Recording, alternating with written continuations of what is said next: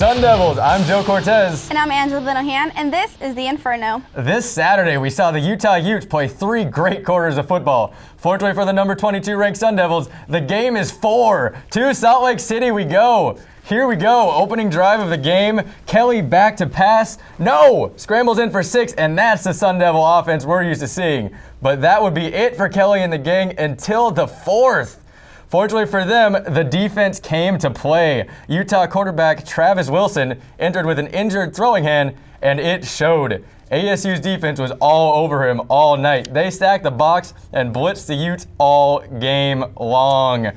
Big man Davon Coleman getting in there with Chris Young for the sack. ASU's defense with some serious emotion. Man, Davon Coleman, if I were half as manly as him, I'd be the second manliest guy around. 19-14 as we now enter the nail-biting fourth quarter. ASU's offense strikes back as Kelly connects with Richard Smith for an ASU touchdown. ASU leads by 1.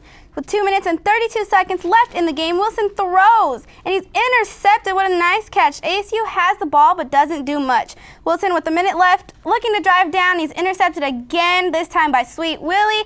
Keeps the ball for himself. ASU wins 20-19. The Sun Devils finally broke the top 20 and are now ranked number 19, as well as still holding the top spot in the Pac-12 South. For more standings and highlights of how this weekend affected each team, here's Fabian Estrada.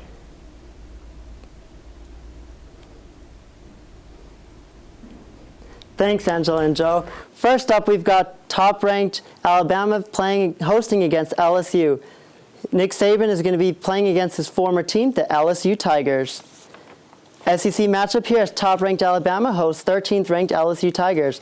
Late in the first quarter, Tigers running back Jeremy Hill takes the handoff 13 yards to the Alabama 3 for an LSU first down. Later in the drive, Hill would punch it in for a 3-yard touchdown run. LSU up 7-3. Bama will go on to fight back as quarterback A.J. McCarron finds a wide-open O.J. Howard for a 52-yard touchdown pass. Alabama back on top, 10-7. Just look at him go. Much to the disappointment of Les Miles, though. Miles had more concerns after McCarron found wide receiver Kevin Norwood for a 9-yard touchdown pass. Look at the strength to fend off the defender. LSU would go on to fight back, though, as quarterback Zach Mettenberger hit receiver Traven Dural for an 6-yard touchdown pass, heading into halftime. With the score tied at 17 in the third quarter, running back TJ Yeldon dives into the end zone to give Bama the lead. Yeldon would get his second touchdown of the night later that night with a 1-yard dive into the end zone. Alabama defeats LSU 38-17. Next up, we have UCLA and the University of Arizona in a Pac-12 South matchup. Bruins came in the day ranked 19th in the BCS. Here we go. The 19th ranked UCLA Bruins visited the Arizona Wildcats. First play for UCLA and quarterback Brent Hundley finds Shaq Evans for a 66-yard touchdown pass. Look at him go. Second and 7, UCLA up 7-3. Hundley looks for a receiver, but he can't find anybody. Instead, he keeps the ball and dodges some defenders. He'd go on and stumble 15 yards and find the end zone for a touchdown run. Second quarter, quarterback B.J. Denker hands the ball off to Kadeem Carey for a 4-yard touchdown run. Bruins still up 14-10. With less than a minute to go in the second quarter, Evans makes an incredible catch for his second touchdown catch of the night. UCLA up 21-10. What a catch. With the score at 24-19, though, in the fourth quarter, Bruins linebacker Miles Jack bulldozes 66 yards to find the end zone. Who would have known he'd lined up as running back? No one was going to stop him there. UCLA up 31-19, much to the disappointment of the U of A fans. UCLA would win 31-26. Here's a look at the standings now. For the North, we've got Stanford and Oregon as the top 2, with Stanford having the edge with a 6-1 conference record. Oregon State, Washington State, and California would go on to round out the rest of the division. Time for the South, and we've got Arizona State leading the South Division with the 5-1 conference record, as UCLA and USC are closely behind in second and third, respectively. Arizona, Utah, and Colorado round out the rest of the division. Back to you, Joe and Angela. Thanks, Fabian. Wow, things can get pretty messy there, huh? Now let's take a closer look at the road ahead in the Pac-12 with our panel, Ginger Paulson and Miles Todd. Guys, what do we have in store? Well, a victory over Washington is a necessity for the Bruins. A loss to UW would be unbearable, placing them 2 back behind the Sun Devils, effectively making their battle next week against ASU pretty much meaningless. That's true. Yeah. Now, the Huskies are pretty much in the doghouse, if you know what I mean, and out of the Pac-12 North race. I mean, come on. They're not 1, not 2, but 3 wins behind Stanford. They're simply playing to spoil UCLA's hopes of dethroning ASU at the top of the South standings. Yeah, this game really does have some major Pac-12 implications. Like you said, this is a must-win for UCLA if they want a chance to be smelling roses. Right, exactly. And a victory won't be easy for the Bruins, though. As the nation's third leading rusher, Bishop Sankey, comes in for the Huskies, he's ready to bear up the UCLA's less than stellar defense. Basically, UCLA needs a dub against UW to keep control of their destiny in the Pac-12 South. And a win here following a win against ASU next week will put them in a much closer advantage to being in the Pac-12 championship. Yep, that's pretty much the only way they keep a chance. What do you guys think? Man, if Washington somehow came up with that win, that would be crazy. Well, panel, the Cardinal will be visiting the Trojans this weekend. How do you think that will play out? Yeah, USC is pretty much relevant, and they're only relevant because new coach head Oregon has fought on to keep them relevant enough to be the biggest obstacle standing in Stanford's way to hosting another Pac-12 title game.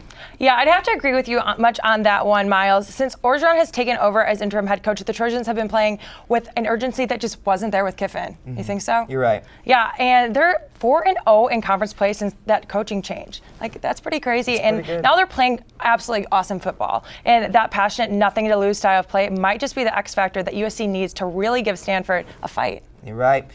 But I think if the Cardinal win in this game, they're in line to be first not only in the North, but the entire Pac-12, giving them the home forced advantage in the conference championship game, which will possibly be against ASU, and a favorable route to the Rose Bowl.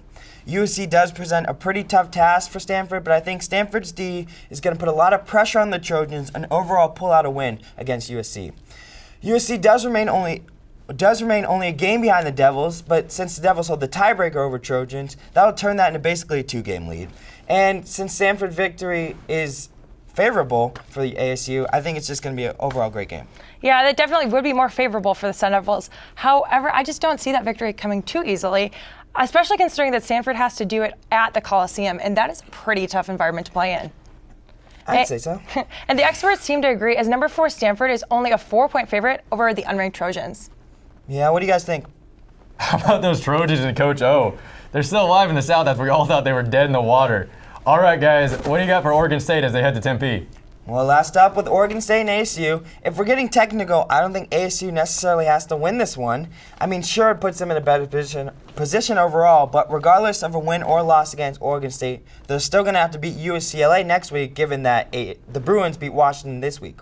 And those damn Beavers would like to go to the Pac-12 championship title, but their chances are just as likely as Washington, so basically non-existent.